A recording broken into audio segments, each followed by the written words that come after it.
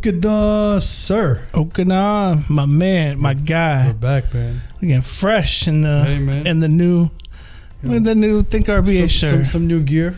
I know you must have been busy this weekend. I was a little busy. I was actually getting a lesson in an education in custom heat press and heat press custom wares.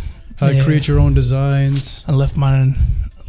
Should have had them, but next time. Hey, listen, there's plenty more episodes, man. All right, plenty more episodes. Plenty more. Plus, now I got the heat press. So heat press. The glass looks nice. The glass looks nice. Yeah.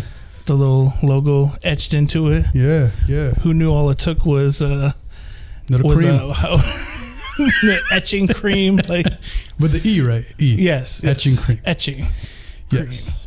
Who knew? The things you learn. The things you learn, man. It's like those TikToks are like, I wish I would have knew this before I was 30. Right, where I was today years old when I learned. I was yesterday, right? Days old when I learned that you could just apply etching cream to a glass and voila. Right. Like that easy. It's that easy. So, sir, speaking of that easy or not that easy, I've heard we hear a lot about these like ESPN lists. How about the greatest athletes in whatever sport? And our society is obsessed with ranking. Oh yeah, I know, dude. Like insanely. But so something tells me we're going to be ranking today. We're going to be ranking. We are. We are. However, hopefully not as absurd as some of those lists are. Like, to me, Dwight Howard or T-Mac not being on the top 75 list is preposterous. Right. That is, I mean, wow. Really? Right. No, there's some really interesting lists out there, that's for sure. Yes. And no disrespect to the 75 that are on there, but come on, really? So, in that sense, sir, okay, you heard this term, Mount Rushmore. Oh, here we go. The Mount Rushmore. The Mount Rushmore of blank. Right. Fill in the blank, right? Whatever category, sport, whatever it is, we all like to have barber talk conversations and friends with, type, all these chatting we have. Mm-hmm. And you get a group of guys at the bar and they just want to, just they get really passionate about their Mount Rushmore. Their Mount Rushmore and their lists. And yeah, I've seen people actually jeopardize friendships. Fisticuffs. Fisticuffs, yeah. Yes. And it's crazy. Well, it gets deep. Deep. So let's get deep. I was thinking, because it gets deep, we should do an episode that's somewhat deep. Okay. We'll call ours the Mount Rushmore of RBA. Okay. However, the basketball version. Okay. And then we can do different versions. But today's episode, let's do Mount Rushmore of RBA, the hoops version. Okay. So with that being said, I want to put you on this, on the spot or give you the stage. And what we'll do is we'll just go one by one of our own moments of RBA, like Mount Rushmore, but who we categorize in those and deserving of that spot, those coveted 4 spots. Coveted. Of, the greatest ever moments of RBA moments in the history of basketball for us. So, sir, with that being said. So, before we go, it's 2 things. So, one, this is just a preface. Because you said something slightly different than what I'm going to say. Okay. We are not giving are we giving, and you might be, and that's okay if you are, the Mount Rushmore of the greatest NBA moments or our Mount Rushmore? Ours. Because there may be great moments. Correct. So that thank you I for would that. not put on my personal Mount Rushmore because they didn't personally hit like the ones that I'm picking. So thank you for saying that. It is ours. So people, this is ours. No judgment. Right? You may have yours, and we can conversate about it. We can have a conversation about it. It's fine. Okay. But this is yours only, and then mine only, and then I would love to see, which ones overlap, which are more frequent. Well, so that was the second point that I had to make because we only have one possibility of overlapping. I promise you the other 3 were not overlapping. Okay. I promise you. Okay. Like, I will put any amount of money on it that we're not going to overlap. Okay. There's no way. If we overlapped that, I mean, we'd be in a different matrix. So, hey, you never know, man. But there is one. There is one. So, with that being said, I'm going to save that one for my last one. Which one?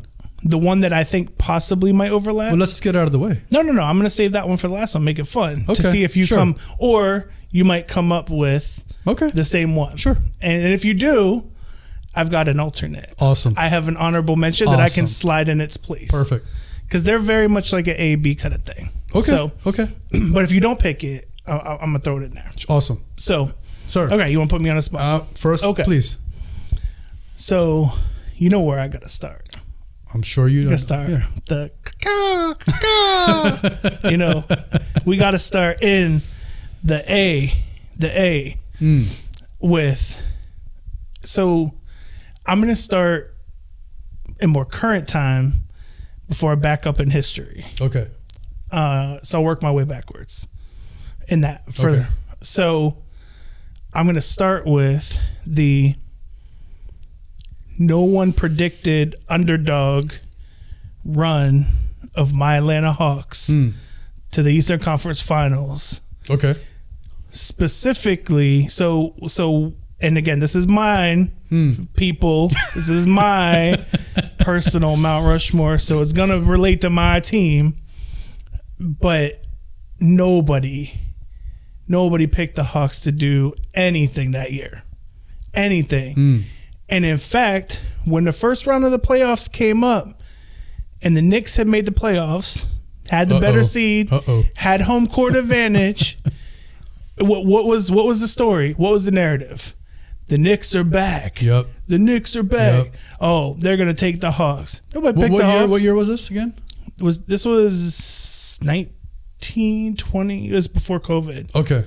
Right, but was it before COVID So or after COVID? I don't remember which year it was. 2020, not 19. The years are like blending. Okay, got it. They're like blending. I don't even remember. But recent history. The Knicks were back. Yeah. That's the This point. was after the Knicks had like a 12-year hiatus from the playoffs, right? That you're talking was about it just 12? But yeah, yes. Wow. No, but I mean, I'm just saying, like, that was the narrative, right? Yeah, it was. And then,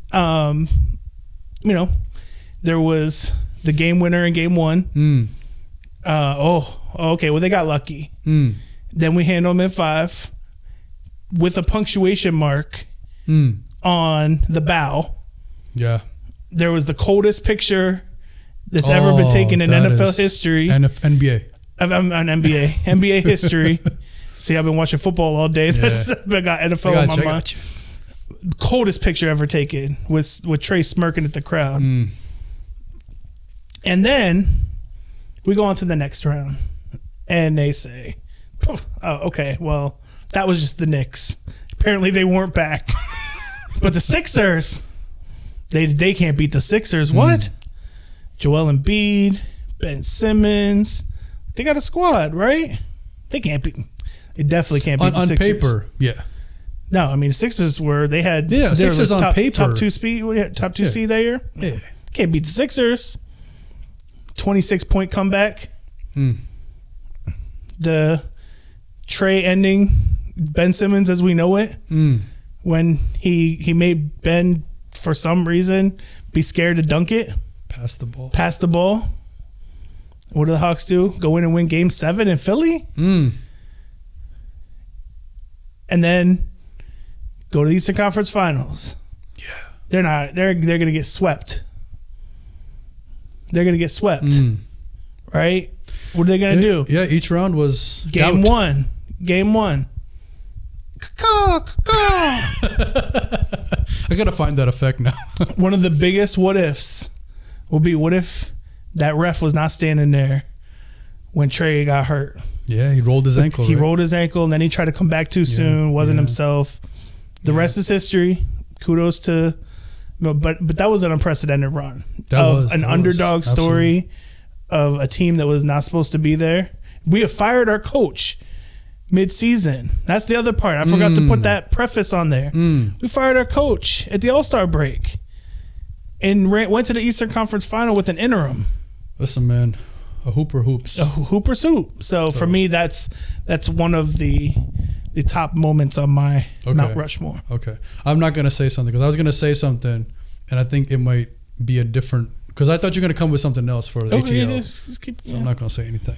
Just so plenty of time, sir. Correct. So here's me being me. So for me, I want to preface this with RBA moments are moments. He's going to have like 10 moments. As many as times as I've seen that face and that shake, that SMH right there. About How much time do we got? So I'm going to preface it and say, for me, RBA moments are, I categorize, this is just levels to this. So for me, there's levels to this. Okay. So for me, like Mount Rushmore is me, that for me means I witnessed it. I have to witness it. It just can't be something I heard, like 100 points willed. I never saw it. Correct. So I can't use that. Correct. So one, I have to witness it. And two, it has to be in the finals on the biggest stage. Because that's what impacted me. Because you were on the... So every one of your four happened in the NBA Finals? Correct. Oh, then we're not having any overlap. Perfect. So for me, it's you're on the biggest stage and it's for all the marbles. It is and that's when it's super high intensity basketball, like the highest at that point. The finals is the highest version of basketball. Supposed to be.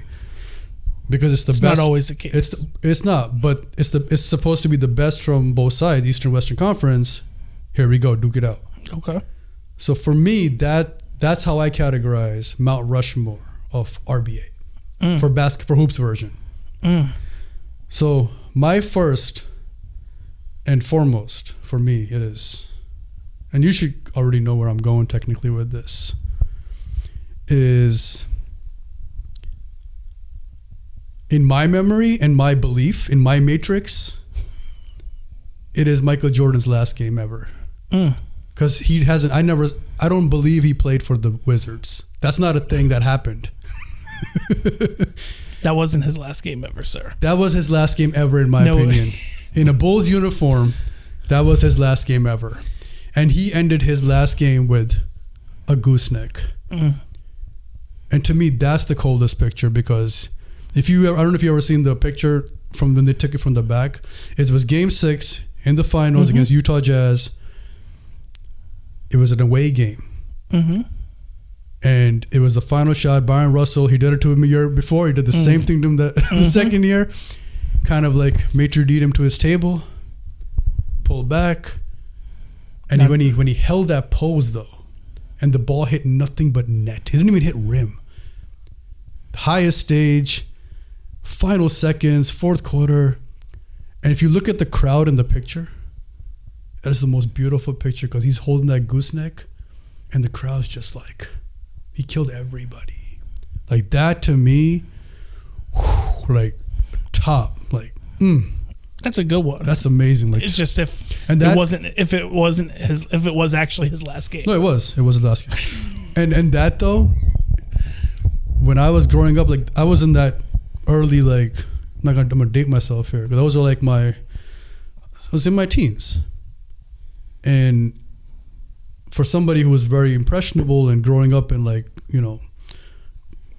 that one hit me. Like that for me was like, oh, that's cold blooded. Like that right there, you're in an away game. Like the will you have, because I think that was also, was that the flu game year? I can't remember. But whatever that was though, and it was also, the last dance. They were going to break the team apart. So what a great way to end your career, in my opinion, or your basketball career. Your season. Your basketball career. Oh my God. That's that. You go out on top. That's it. Game over. So for me, that's one. So, sir, volley back to you. I mean, I should have known. See, this is where going up against somebody who has no team always puts me at on a different I won't say disadvantage, but on a different playing field, because you don't have a team. No. So you have players and moments where you don't have that loyalty. I enjoy the sport, not you haven't experienced the loyalty I'm not of trying the team. to because So, the team that's doesn't fine. know I mean, exist. his levels to this shit. So anyway, exactly. Exactly. So. And you know what? So I'm my actually se- living Yeah, through here we you, go. bro. I'm living through you, and I've learned my lesson. Watching Atlanta Falcons. Listen, sir. We're 4-3. Okay, we got number 1 in the division today. All right. All right. So my number 2, working my way backwards in time. Yep. Still staying with the Of course. because to me, I don't think every RBA moment has to be the finals. Sure. Like there's a lot of great moments that have happened in the finals, but then there's been a lot of cool RBA moments that have happened that have not Yes. been anywhere near the finals. So that's cool. That's true. Facts. You do you. I'm gonna do me. Absolutely. So 2015, 19-0. 19 games in a row. 19 dubs in a row. The Atlanta Hawks was I don't know if it's been beaten since, but it's one of the top 5 In a longest streaks Okay. in NBA history. Win streaks. Who was on the squad? That's what makes it RBA because they did it with no star. You're talking Jeff Teague, Damari Carroll, Paul Millsap, who was Kyle Korver, right? Like those were the 4 All-Stars that year. So they had no. Who was the 4th one? It wasn't Damari. It was somebody else. It was somebody else. Was it Joe? No. Not Joe. Josh. Gone, No, Josh was gone. no, they too, were right? all gone. Yeah, it was just. There were 4, but it wasn't Damari. It was just a squad of guys. Kent Bazemore? It was. No, it was probably Horford. Horford Was still there. That's it. That's right. I forgot about it. See, he's been gone for so long. And he's a Celtic, though. See, when he left, he became very anti-Atlanta. So I kind of like... Didn't work out. Didn't end well with him? Yeah, I don't know. Something. I don't know if it's the fan base that kind of turned on him a little bit. But so he's just been out of sight, out of mind. I don't know, man. Atlanta fans are usually for the other player, not the home team. Yeah, no, that's not in this case. Okay. There's a lot of hurt feelings there for some reason. Okay. But anyway, but either way, point being is like they had a squad with no superstar. Yeah, No that's true. superstar. That's true. And they were just a bunch of dudes out there hooping I remember this. to the tune of 19 in a row, making history. To the point, they talk about RBA, where the January player of the month was their starting 5. The I remember this. Yeah, I remember this. It was a unit. They were a unit. To the entire unit. Yeah. Like, when do you see that? Oh, rarely. When do you see that? Rarely.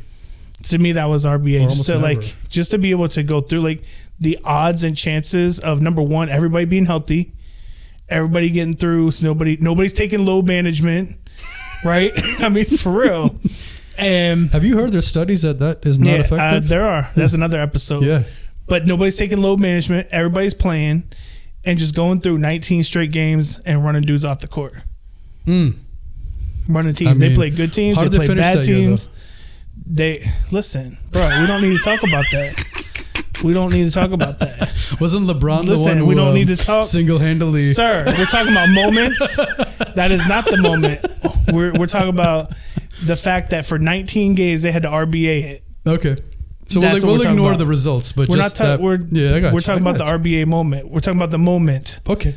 Not the whole season. I mean, you're not really talking about a moment. You're 19 talking about games in a row. that moment in time. Okay, got it. Yeah. But not the future moment in time. No, being called, being having your entire unit being given player of the month. Hey, that's as good It's as RBA. That's as good as going 73-9 and coming off ringless. And wow, just unnecessary shots being taken tonight. I mean, okay, so my turn. I'm sure. Shit. I'm trying to figure out why you started taking shots at Steph. Like, no, Steph is amazing, man. But that was a moment. Okay, didn't end well. That was definitely a moment. So for me, I'm gonna go back again to the finals, and this one is not your usual RBA moment, because most RBA moments are, gooseneck, game-winning three, game-winning whatever bucket, right? This is on the defensive end. You already know where I'm going. I know, bro. You know what's crazy is I knew you. Something told me that this was gonna be your play where you said everything was gonna be in the finals, and then when you said this isn't your normal play, I was like, I know where he's going. Yeah. See, you know me well. LeBlanc. Like 2016, Game 7. This is it. There is no more season. There is no more chances after this. Down the stretch. Finals, right? Like in the final, I don't know how many seconds were left. Yeah. Or minutes. Like to go and then the heavy minutes that LeBron plays. He does everything. He was like a triple-double machine. Mm-hmm. To put your body through that. And now you're in Game 7, right? The two most beautiful words in sports. Game 7. And to know that it's it. This is it. And this is them coming back. Down 1-3. Game, win. And this is it. Like, you have to win every single game. And to come down to this against the defending champs. And this is, Steph was, he still is. But that's, at that point, though, he was that bona fide torch thrower, right? That's when we all started like super, because I think they won 2 or 3 by then. Mm-hmm. And for LeBron to do that at the end was just like, I remember you and I were watching it, and all we heard was a loud "Top" against the glass. Mm-hmm. And even like the window opportunity he had off of before it hit the glass to be able, and we could see him trailing, like he was kind of sizing him up. Yeah. And to be able to do that in a with precision and avoiding fouling him, jumping by his own guy because JR slowed down Andre Iguodala. Man, that was special. Like the block, and when you say the block, like the shot, the block. When you get into that category, where I don't have to say anything beyond that, the block. Yeah, you're automatic RBA in my book, especially at the stage that was at. That wasn't even like Game 6, Game 7. So that was my number. So LeBlanc wasn't my honorable mention, but the coming back from down 3-1 to bring the championship home to Cleveland, where you started from, where you came back, like to complete the story, like that was my honorable mention that I was going to use. We did a little overlap. Look at us. See? And this is why I brought up 73-9. Yeah. Because that was the same season. Yeah. So just that whole, like, you're facing a team that just set the record for... They're dominant. They beat you already twice. Right. There were injuries, whatever, but they still beat you twice. Right. Then they're 73-9. And like, okay, they're up 3-1. They're about to beat you 3 times in a row. Yeah. And then you RBA that shit, come back down from 3-1, and then to end the game with the block. But you know what? We have to give another honorable mention to one other RBA play. I was gonna, you know which one I'm talking about. Go ahead. No, please. I want folks to understand how much we're on the same wavelength that you can read my mind. What's the other play? Kyrie Irving hitting the 3. Oh, you're wrong this time. Oh, okay. But no, Kyrie hit a good shot. Kyrie hit a good shot. Kyrie hitting that 3 though was, I gotta respect that. Like that was. I respect it. But that's not the RBA moment. Not for you. I thought you. You must have forgot about this one. I probably did, but for me that was my other. It was when Kevin Love locked down Steph defensively on that. No, come on, man. You got to give that man his props. It wasn't as big as. Listen, it was not as big as LeBlanc, but the way he held his ground and locked him down. If he doesn't do that, it's potentially a different outcome. So the reason I don't put that in there is because Steph had 2 opportunities in that shuffle when they were dancing, or he was trying to make him dance. Yes, Kevin Love did a great job. However, Steph had 2 opportunities and he did too much dancing there. Either way, because he had this one opportunity where he passed the ball off and he got it back, and he was in his range past half court. That's his range, and he literally pulled And I don't know, he just pulled it back down. But either way, Kevin Love had 2 or 3 opportunities to fall back too. He did. And he still pressed up and played hella tight defense for what he needed to do. So I mean, it's not nowhere near like you know what's good? Kyrie or LeBron, because that's what everybody remembers. But an unsung piece of that was his lockdown defense at the end. Which is, so if you think about it, their top 3 players were in their top 3 moments. In the which helped. Yes, down the stretch. Yeah, no, for love facts. Okay, Facts. all right. So we had a little overlap after all. There you go. Okay, so number 3, taking it back just a little further. Okay. We have a caw theme here. So I'm with you. Like, it's got to be stuff we've seen and stuff that I can relate to. So I'm deep in my fandom. Oh yeah. And I'm surprised you don't have a caw mask on.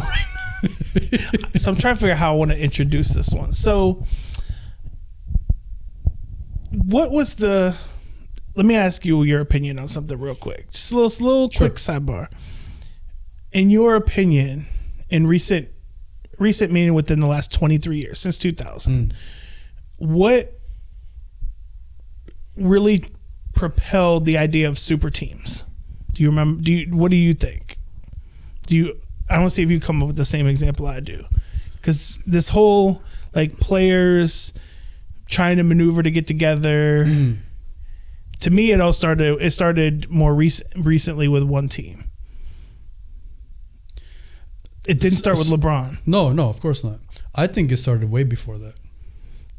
Like, it started way before that. But I'm talking about, like, let's say between 20 and 2010. Because there were super teams put together, right? But it wasn't really like. You mean a super team that actually succeeded or somewhat succeeded? So that's a different. Okay. Because I was gonna say they tried to put Kobe, Shaq, Karl Malone, Gary Payton together. That didn't work out well. No. Okay. The super team that got together and worked out well was the Hamptons trip.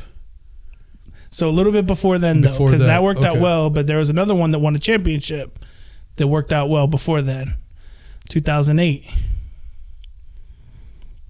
Big Four. Oh, Celtics. With KG, Ray Allen, Paul Pierce. To me, because KG didn't need to request a trade to get out of there. So to me, that was the first where like a player is like, I'm gonna request a trade and try to get to a place. He gets to Boston. They get Ray Allen. Now they got Paul Pierce, Rondo. Now they got the Big Four, right? Really, it was a Big Three, but that was Rondo's like coming out party. I almost said Brooklyn Nets. No. Harden, Kyrie, and no. A little bit further back than that. That's why I was trying to give you a clue. Like the 2000, 2010 range. Yeah, So 2008, that was all the hype. Right. Because remember, who were they assembling against? Braun. Yeah. Nobody could get past Braun at that point. Listen, it was the Eastern Conference. It was it remained the Eastern Conference for a long time. Yeah. But they had to get past. They were assembling to get past Braun because he was just dominating. So it came to the first round of the playoffs. Number 1 seed Celtics. Number 8 seed. Oh, get your brooms out. Right, folks. I remember that. Yeah. Get your brooms out. Yep. No 8 seeds ever beat a 1 seed. This is easy money. Easy money. Celtics in 4. Atlanta's always being doubted. Celtics in 7. Bruh. Push them. And listen, I make no mistake about it. Not overflating it. On the road, we got our asses whooped every time. It was like 20-point margin of victory for the Celtics every time we went to Boston. Well, we got smacked around. Yeah. But when they came down to the highlight factory, that's what it used to be called, the highlight factory. Bro, it was a whole different story. I had never, because again, they hadn't been in the playoffs like that. So this was really like the first real legitimate playoff experience, because Horford had just been drafted, Like he brought new energy to the team.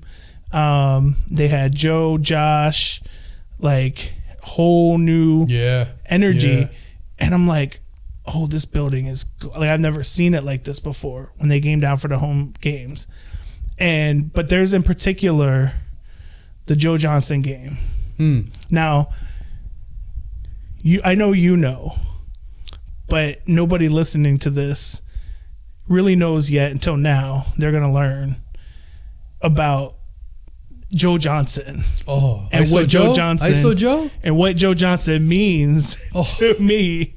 Like ISO Joe, like bro, favorite player. Oh yeah, ISO favorite Joe player ever. He's my favorite player. Respect. I don't care. Everybody can laugh and joke and talk about Braun and MJ, Kobe. I don't care.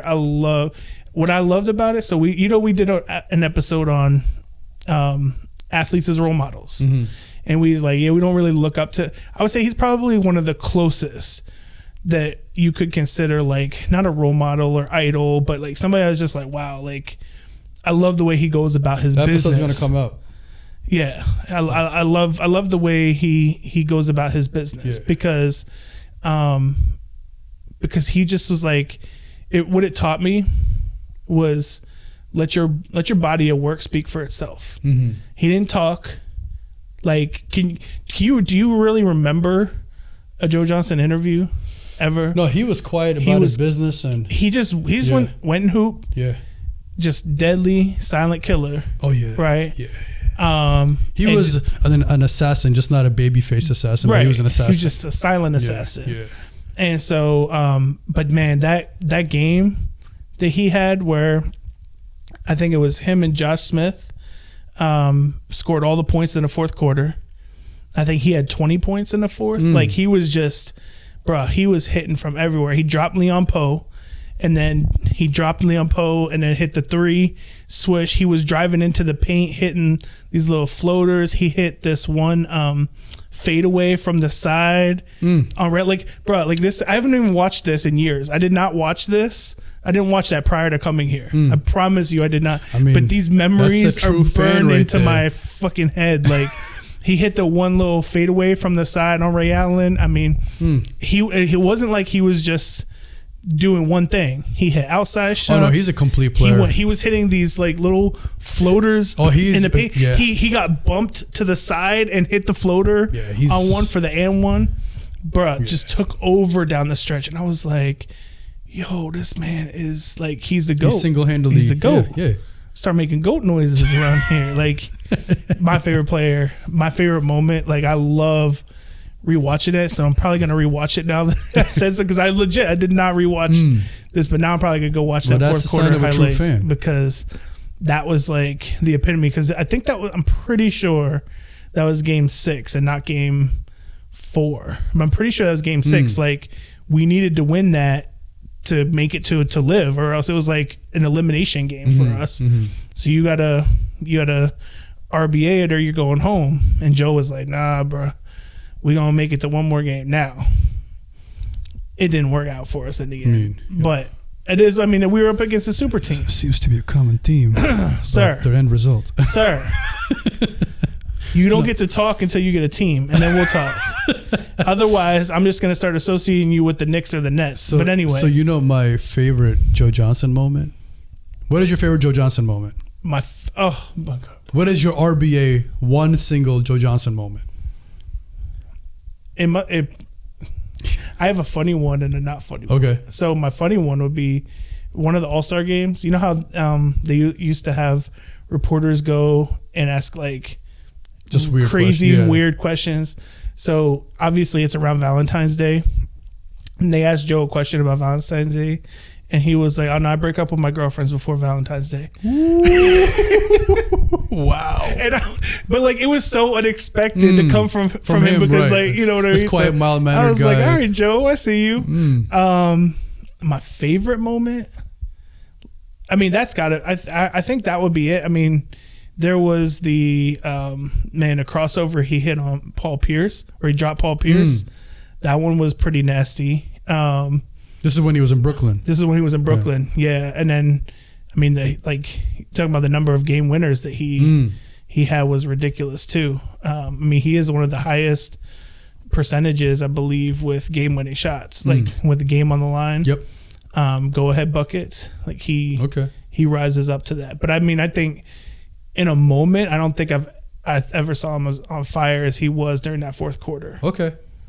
My favorite moment was that with the Paul Pierce where he dropped him. Mm-hmm.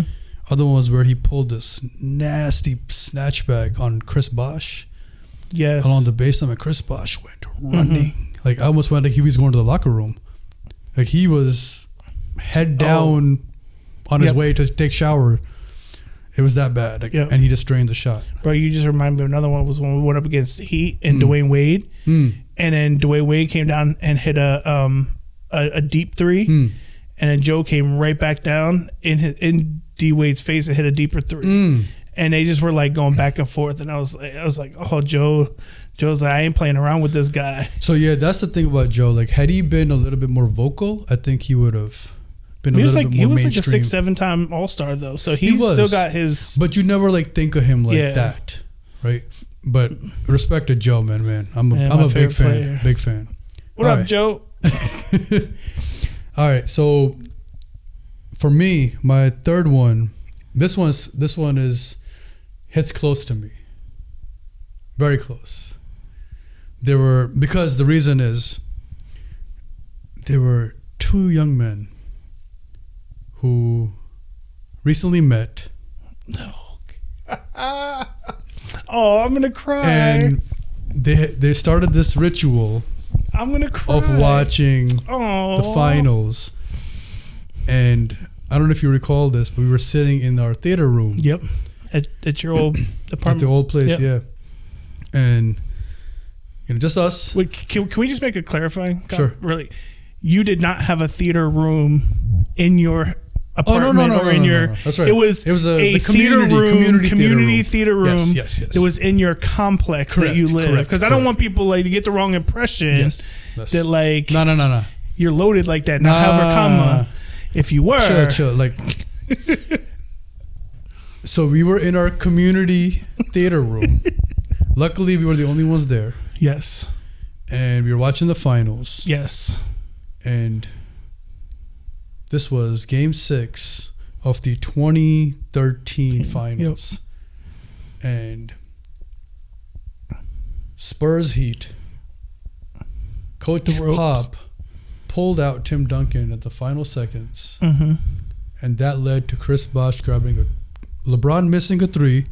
Chris Bosh grabbing a pivotal rebound, kicking it to a backstepping corner three for Ray Allen, who didn't even look down. Right. Just caught it, knew exactly where he was. He didn't even dip with his shot. No. Caught it, went right into it. And what was most impressive to me about that was the fact that think about how many reps you have to put in to know where you are on the floor without going out of bounds. In that little space in the corner that you have, because ball players are big, they have big feet. Yes. And if you watch him, he was on his toes the moment he caught that ball. So the preparation, and he was meticulous for his routine. Right. And when that ball went in and snapped net, final seconds, and he's fading backwards. Think about that. It's a fading backward shot. Balance, dexterity. Oh my God. Then obviously, I think Tony Parker was closing in on him and somebody else. But when he hit that shot, I remember you and I just looked at it like, what just happened? And I remember, I think they were talking about how the Spurs were expected to win. And this was in Miami. And they started bringing the gold rope out. And Heat saw that and got mad. And when Ray hit that shot, my God, like that just... See, I wasn't sure if you were going to say it or not. So I was going to say that's what, to me, like the shot itself was crazy RBA, right? Like everything you just said. But what made it even more was that they did it like knowingly that they were ready. The other team was ready to celebrate. Right. They were pulling out the ropes, and they didn't think that you guys were going to make this a game. And not only did they make it a game, but they ended up, making it into a game 7. They ended up winning in overtime. Right. So, it's just like no, don't count us quite out just yet. So, and that's the epitome of RBA, Right. Beating the odds. right. No, I love that one. Aw. Oh, those were fun times. We're not gonna hug it out though. No, So no. Those were fun times Yeah. though. Okay, so that was your that's my third. third. All right, now I get to my fourth. No more caca. That's it. It's over. Those are my top. Okay. I've obviously have lots of Sure. But caca those are the moments, RBA, but top RBA. Caca those are moments. my top to put on my Mount Rushmores. So I'm gonna go with a different moment, a moment that I think most of us real hoop heads will still remember where we were when this happened. I still remember. I had a baby in my arms. Little baby, she's 7 now. But this was 2016. I know what you know what I'm about to Absolutely. go. Where I'm about to go. Absolutely. I had a baby in my arms, watching. I believe it was TNT. That part I don't remember, but I remember I'm trying to get her to be quiet, and I'm watching the fourth quarter, the Utah Jazz versus the Los Angeles Lakers. Kobe being Bryant's last game. Yep. I'll never forget where I was and watching him, like, and then all of a sudden it was just like, okay, well, he got to 40. Can he get to 50? Oh, he got to 50. He just, like, how do you get to 60? Right. And that was probably the first time I've ever seen Kobe gassed. Yeah. He was gassed. Yeah, He was gassed. Yeah. I mean, he took a lot of shots. Don't get me wrong. I mean, they kept feeding him on purpose. Of course they were feeding him was on purpose. I think he had 50 attempts that game. Bruh, if I would have been on that court, I would have. Nobody's shooting a ball. Correct. But Kobe. Absolutely. I don't care. We lose by 50. Kobe's going out shooting. Correct. That's the way it's going to be. I mean, that's what he was known for, right? Just being able to go out on such a high like that after being such a dominant force No one ever for did it. so long. No one ever did it. Nobody. Michael, none of those guys did it. None. Yeah. None. And like I said, it's just one of those moments where, like, I can legitimately remember where I was and what I was doing in that moment of watching Kobe just dominate and put up 60, like, and watching the reaction from, like, Shaq and I think Snoop Dogg and others, like Jay-Z. I had the same. I was Denzel. just like, what? Yeah. What's going on? But the best part, though, How is this possible? I'll sway. How's this possible? the best part, my favorite part of the whole thing was the fact that they won. Yes. You have to go out winning. You have to. Yes. If you don't win, yes. that asterisk, right? Right. But he won. Right. He left a winner. He dropped 60 and won. Now, granted, that is probably not the way I would want to end my season. I want to make it to the playoffs. They didn't make it to the playoffs. They didn't. I don't think Kobe was happy with that part. Yeah, but I mean, But the way it ended, at least the options he had. He didn't have a playoff roster, so that's not within his control. Right. But and they beat a playoff team. I mean, the Jazz team was a good They defensive were. team. Absolutely. So that's the part that I think he probably didn't like, but the fact that given the options he had, yeah, I mean, at the ultimate high. Listen. So, yeah. You can only play the teams that are on your schedule. That's what I gotta say. But that moment will live forever. You know what's funny? In that moment, there were two options for America or the world who was watching basketball. Mm-hmm. Either you tune in to watch the 73 or 72 and 9 Warriors. Yes. Or you tune in to watch Kobe play his last game. Everybody's watching Kobe. And nobody gave a damn about the Warriors trying to get the record. So at first I was flipping back and forth, but the fourth quarter went, and then as you could see it, right? Like Kobe started heating up. It was like, oh yeah, no, fuck the Warriors. I'm not watching. Like, I'm staying right here. And Allie's sitting there crying in my arms, and my arms are getting tired, and I'm rocking her. Nope, this is what we watching, baby girl, because I'm not changing the channel. So when I found out that I had two options to watch, for me it was easy. Yeah. Oh, like I'm not even tuning into the Warriors game because whatever. Like I've seen the greatest team ever do it. I mean, if Kobe hadn't started getting hot and he had just like 24 points or something, I probably would have just gone back and forth and then waited till like the last, I don't know, two minutes or so just to watch Kobe's send off. Like that's how I would have managed it. but like it was very clear early on that, oh shit, something special is about to happen. So he didn't start off good. He did not. Yeah. Correct. Right, I know. And that's what I'm saying. I was flipping back. Yeah. But then it got to a point where you realize, shit, something special is about to happen. Yeah. And if I turn this off, I'm going to miss history. It was going to be like either an epic disaster or just something really beautiful. No, but in the beginning, but towards the, like, I think it was like the end of the third, beginning of the fourth. Right. I think it was the big top of the fourth. Like, you could tell that something epically good and historic was about to happen, and you can't change the channel. So my rationale for not even wanting to watch the Warriors, even regardless of it was an epic disaster or not, was that I'll never see this man play again. I'll see Steph play again. Correct. So I don't even care about that. That's a good point. So that was my rationale for not even caring about the other side. That's a good one. My fourth one. I have a few honorable mentions, but my fourth one has yet to happen. I don't have a fourth one. This guy. Bet you weren't expecting that. That's a great image, by the way. That defines everybody dealing with me. So my fourth one technically has not happened in the finals, because remember, it has to be in the finals for me. So there's that spot still open for me. Now there are some great playoff moments that have happened, which will be my honorable mentions. What? Yeah. And there's one non-playoff moment, which I think is an RBA. Like it had longevity, and it broke a curse or a record from which was standing from a long time ago. There were two actually. One, Kobe hitting 81, because before that, 100 was the cap, right? Which happened many, many years ago, and is debated. And it's debated. And the second one was when Russell Westbrook went on his triple-double tear. Yeah. For consecutive season, not just one. Consecutive. And the last time that happened was Oscar Robertson back in 62. All those years. And this man comes along and doesn't do it once, doesn't do it twice, doesn't do it 3 times. Yeah, he was ridiculous. He did it 4 times, and he did it back to back to back, which was insane. And people have their theories about he was stat chasing. Listen, I don't care what you say. Some of the greatest athletes haven't been able to do that, even while stat chasing.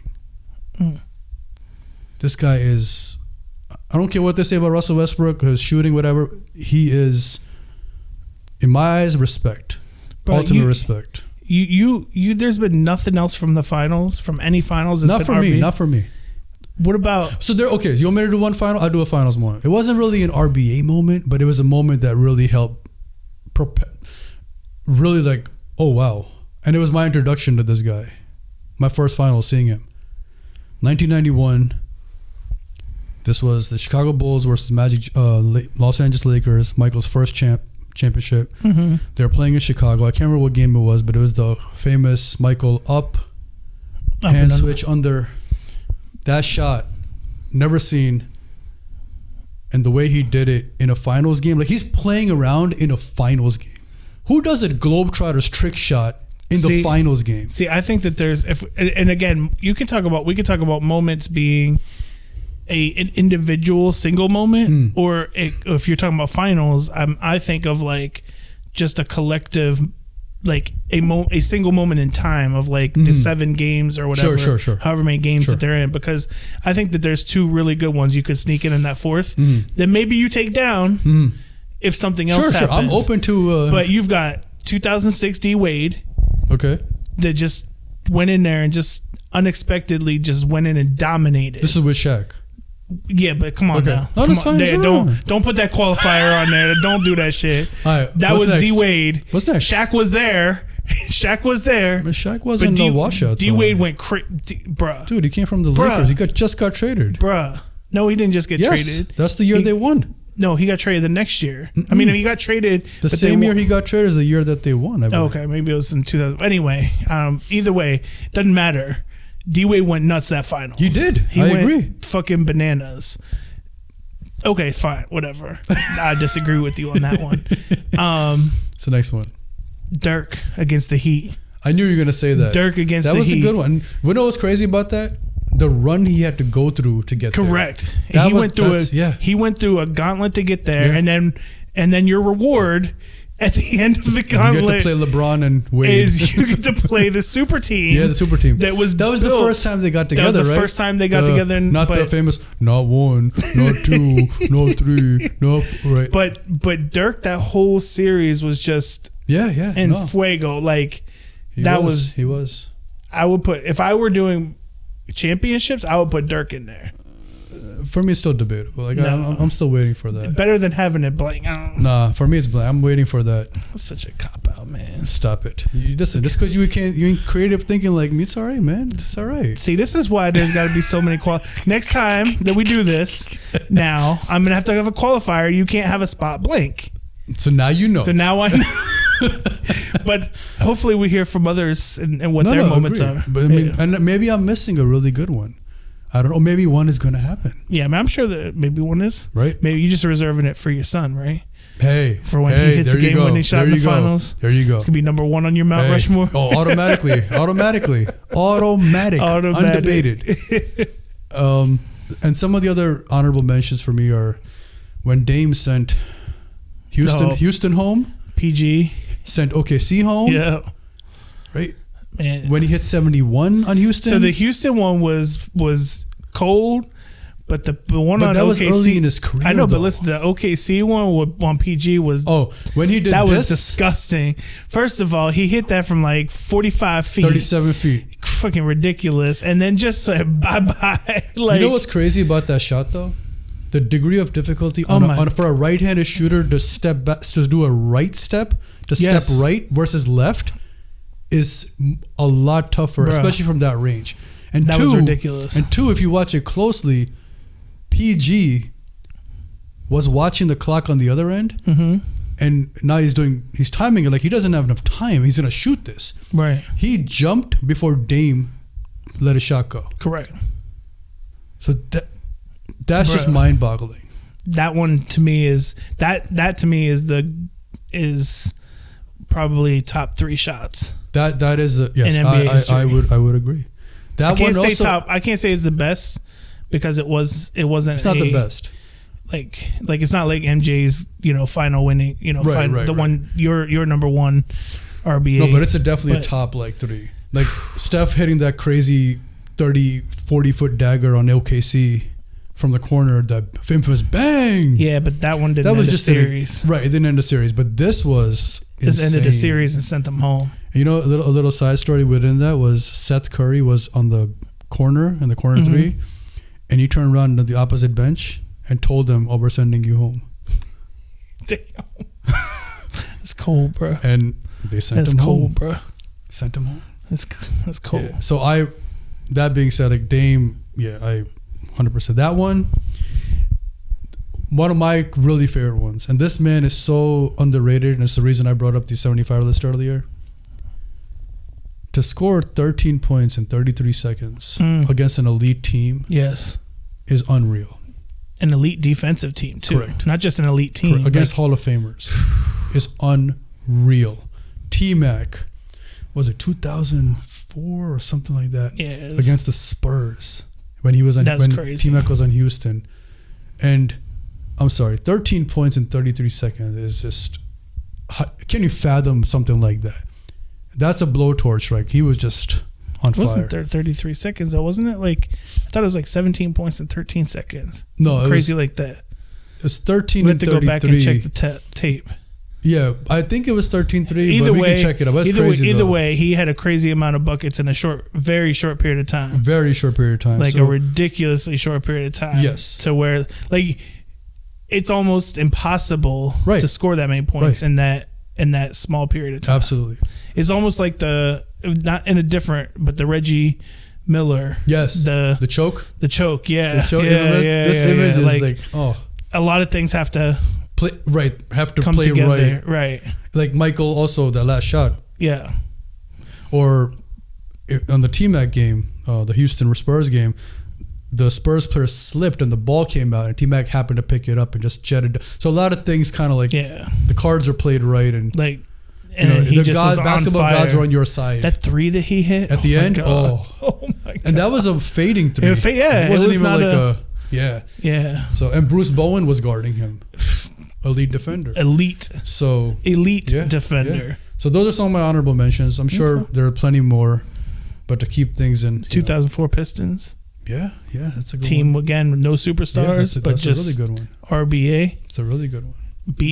Beat out Shaq and Kobe. Yeah, it's a very good one. Nobody expected. I mean, so there's a bunch of them. Yeah, I think that there's enough that you could fill a fourth spot, but I'm gonna just work on letting that go till next time.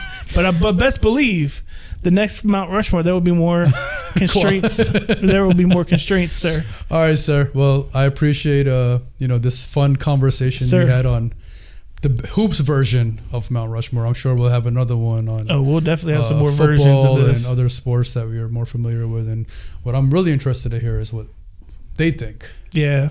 What these guys think. I want to see what some other moments that are out there. Yeah. There's just so many. You can't. Right. There's literally no wrong way to slice it to get to top 4. Correct. And the best part is there's going to be more coming on the way at some point. That's right. So who knows? One might get bumped. Who knows? And I have an open spot, so somebody can take it. Like year 25 LeBron dagger to win a championship. Hey, what if LeBron and Bronny team up and Bronny hits a game winner and they make it to the finals or whoever? Right? Yeah, Who knows? So that's it. Anything else, sir, from you? Yes, sir. All right. Well, we appreciate you guys joining us, and this was fun. Want to hear your takes, and don't kill us too much. But I think I don't care if they kill me. I'm gonna get heat for that. You're gonna get heat for that. You should get heat for that. Listen, I can take the heat. You should bring it on. You should get heat for that. Thank you for joining us. Until next time. Take RBA. Peace.